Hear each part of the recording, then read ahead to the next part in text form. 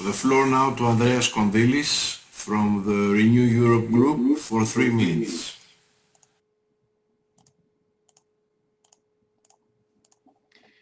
Thank you, Mr. President.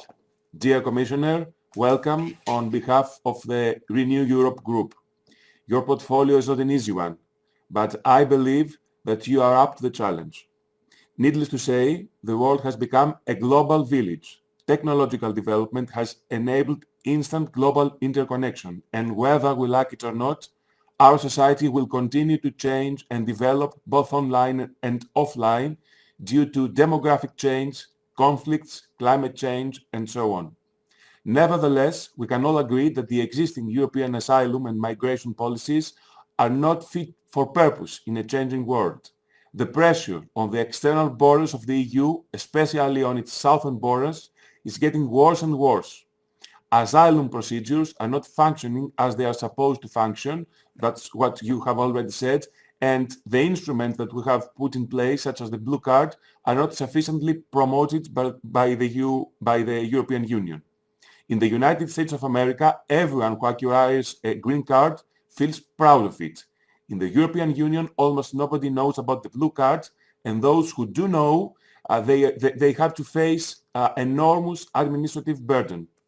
Our group, Renew Europe, can and will only support a comprehensive approach that takes into account the external dimension of migration, the renewal of our asylum and labor migration systems through solid legal pathway.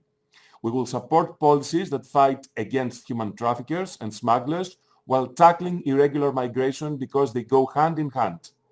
Dear Commissioner, having said that, I'm fully aware that the European Union is doing its utmost and you can't be blamed for the situation.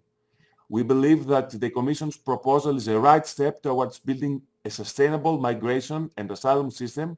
However, there's still a lot of work to be done, and the Renew Europe group will help you achieve the objectives set. We salute the fact that all the issues are interlinked and that the Commission's proposal is based on solidarity. Without solidarity, there is no EU.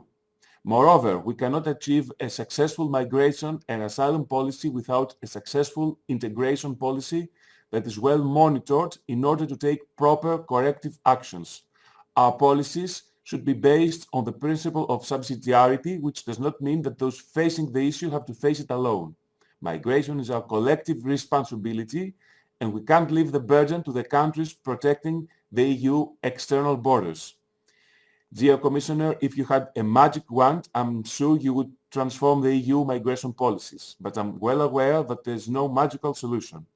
Nevertheless, please allow me to alert you to the fact that some NGOs receive more financial resources from the EU than the local authorities, which themselves are better placed and have more competencies to manage migrants. The role of local authorities is to organize their local communities, and their work can, of course, be complemented, but just complemented, by civil society organizations and NGOs.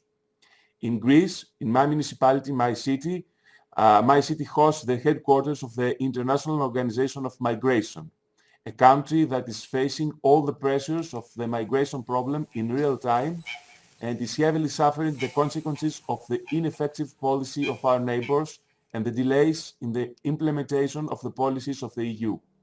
Greeks have historically been a hospitable and tolerant people, but our local communities have reached their limits. The EU must trust the local and regional authorities as they are the level of government closest to the problem, closest to the citizens, and have the highest trust of the citizens.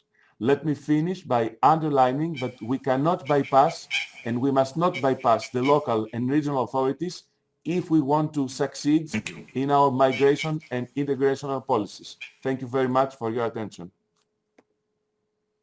Thank you very much, Mr. Kondýlis.